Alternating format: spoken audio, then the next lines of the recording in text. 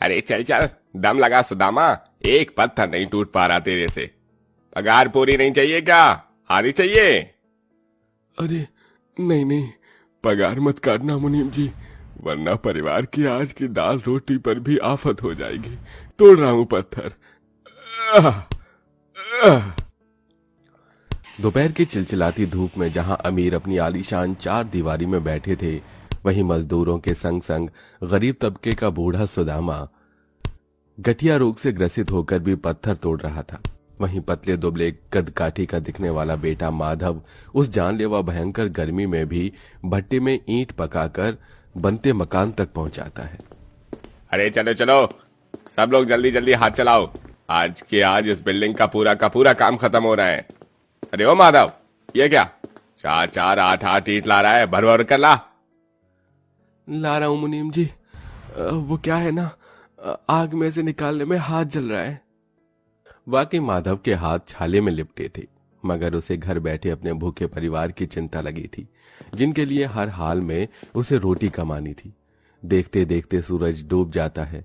तभी मुनीम गरीब मजदूरों को देखाकर नोट झाड़ता हुआ बोला, ए चलो चलो, हो गया काम पूरा, अब सबके सब लाइन में लग जाओ, दिहाड़ी बांटने का टाइम हो गया है। ये ले पप्पू, तेरा 200 रुपया, ये रामा तेरा 150, और ये तुम दोनों बाप बेटे की दिहाड़ी 400 रुपया। बहुत बहुत शुक्रिया मुनीम जी। तभी बूढ़ा सुदामा लाचारी के भाव से बोला, मुनीम जी, हाथ जोड़कर आपसे एक विनती है, हमारे लायक कहीं और काम हो तो बताना। अरे फिलहाल अभी तो ये बिल्डिंग तैयार हो गई, अगर काम आएगा तो बता दूंगा भाई। गर्मी के मौसम में कहाँ उतना काम मिलता है, पहले जितना काम तो रह भी नहीं गया, आबादी इतनी बढ़ रही है, अब क्या किया जा सकता है। थकित श्रमित शरीर लिए वो सड़क पर से चलने लगते हैं, जहां लाइनों में कई गरीब परिवार थे। किसी ने तिरपाल तो किसी ने टेंट डालकर अपना छोटा ठिकाना बनाया था। देश में कितनी गरीबी हो गई है पिताजी, ऐसी धधकती गर्मी में ये लोग कैसे टेंट में रह रहे हैं। अरे क्या किया जा सकता है बेटा, सबकी जिंदगी एक समान थोड़ी ना है। कुछ दूर पर घर आ जाता है, जिस पर टीन की छत थी, जिसमें सास नंद, गर्भवती बहू और एक बच्चा गर्मी में बेहाल थे। अजी आ गए आप दोनों? जी भाग्यवान, आज बड़ी गर्मी है, बहू जरा पानी पिला दे। जी बाबूजी, लाती हूँ।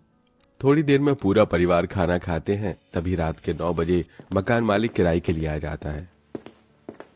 अरे कोई है? कहाँ मर गए? नीलम बहन, देख कर आ, कौन है दरवाजे पे? भैया, मकान मालिक आया हुआ है। माधव थाली छोड़कर आता है। क्यों रे माधव, आज 25 तारीख हो गई, 15 तारीख को महीना लगता है, कभी भी तू टाइम से किराया नहीं देता। दे दूंगा मालिक, आपका किराया कहीं के लेकर थोड़े ना भागे जा रहा हूं। अरे ऐसे कैसे भाग जाएगा, चिल्लड़ पंडित नाम है मेरा, पाताल में से भी ढूंढ निकालूंगा। देखिए, आस पड़ोस वालों के सामने हमारी इज्जत मत उछालिए, 1-2 दिन मुझे दे दीजिए, मैं दे दूंगा किराया। मकान मालिक के जाते ही जान की चिंता के भाव से बोली, 2 दिन में किराया कहाँ से दे पाएगा बेटा, थोड़ी और मोहलत ले लेता। तुझको पता है ना ये चिल्लर पंडित टाइम का कितना पक्का है, 2 दिन बाद आ धमकेगा और घर से बेघर कर देगा हम सबको। बेघर होने की नौबत का सोचकर घर के मुखिया सुदामा के चेहरे पर लकीर आ जाती है। परिवार में से किसी को भी नींद नहीं आती। अजी आप सोए नहीं अब तक, जाग रहे हैं? अरे नींद नहीं आ रही भाग्यवान, सारी जिंदगी तो किराए के घर में गुजर गई, न जाने कितने अमीरों की बिल्डिंग बनाई, मगर खुद का एक घर नहीं बना पाए।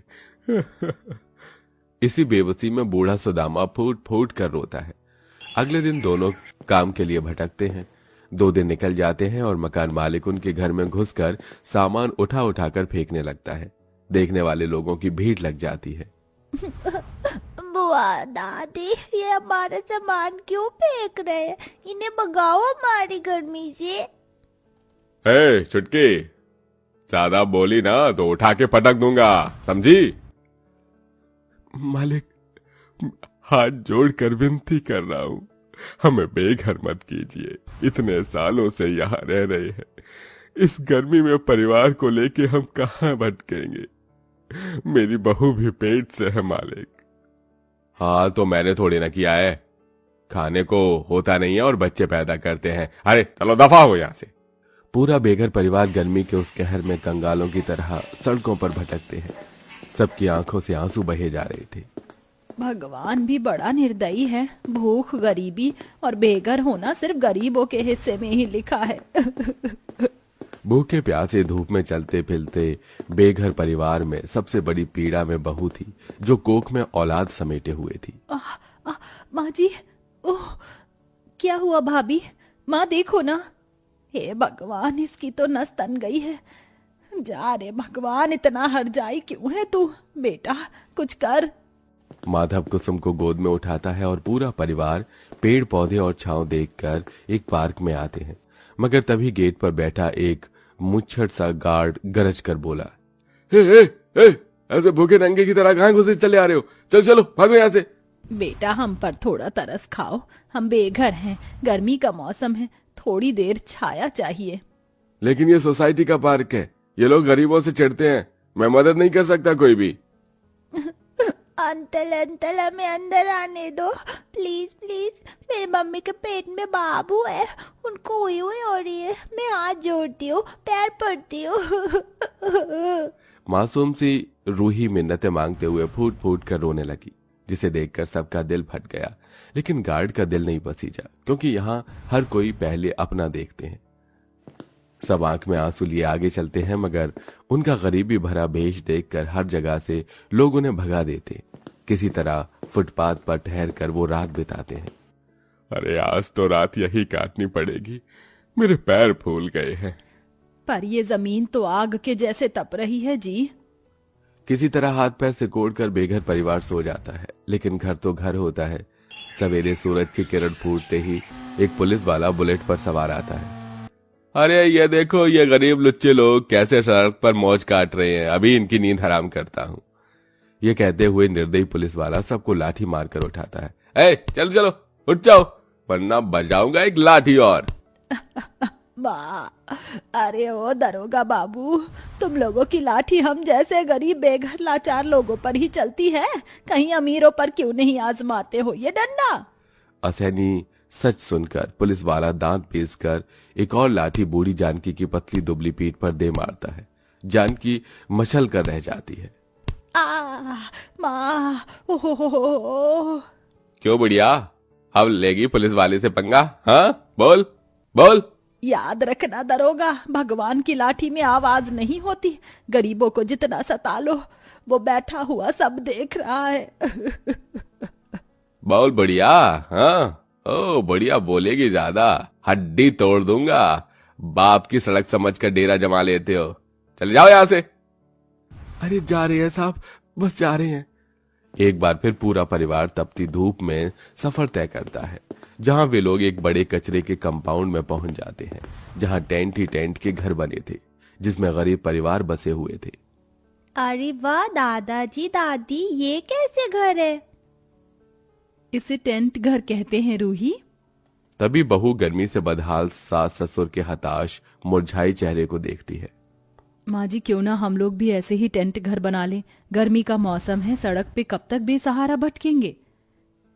मगर बहू टेंट कहाँ से आएगा, हाथ में पैसा कौड़ी भी नहीं है। बहू सबको मशवरा देती है। पूरा परिवार कड़ी धूप में कचरा बीनते हैं, जिसे बेचकर उन्हें टेंट खरीदने लायक पैसे मिल जाते हैं।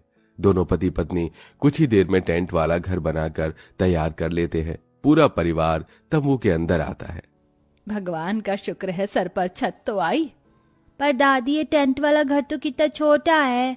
हाँ लाडो, मगर इस दुनिया में ऐसे भी बहुत लोग हैं जिनके सर पर छत नहीं है। कम से कम इस टेंट घर में धूप तो नहीं लग रही। सबके पैरों में छाले पड़ चुके थे। कुसुम जुगाड़ लगा के 4 ईंट का चूल्हा बनाकर गर्म पानी करके सबकी सिकाई करती है।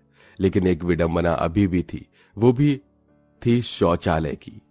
सुनो जी, घर तो बन गया, मगर इतनी गर्मी में शौचालय के लिए कहाँ जाएंगे? आपको पता है मेरा 8वां महीना चल रहा है, बार बार बाथरूम जाने की जरूरत पड़ती है। तुम चिंता मत करो कुसुम, मैं आज ही शौचालय बना दूंगा। माधव पास में ही गहराई तक जमीन खोदकर एक सुलभ शौचालय बनाता है और चारों तरफ टेंट लगा देता है, जिससे कि अब ये दुविधा भी दूर हो जाती है। हालांकि टेंट घर में उमस तो थी, लेकिन सबको सुकून था कि सिर पर छत है। अगले दिन से माधव काम पर जाने लगता है, जिसे अब उसके घर का दाना पानी भी चलने लगता है। लेकिन